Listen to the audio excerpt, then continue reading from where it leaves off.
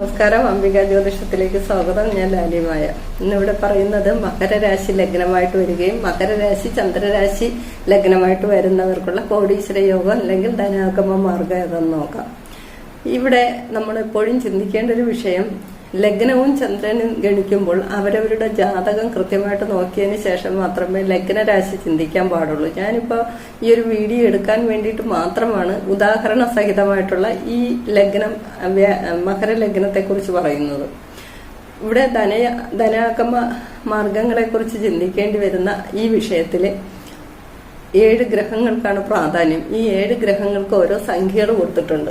ഇതിൽ സൂര്യന് 30, ചന്ദ്രന് 16, ചൊവ്വയ്ക്ക് 6, ബുധൻ 8, വ്യാഴത്തിന് 10, ശുക്രന് 12, ശനിക്ക് 1 എന്ന സംഖ്യ.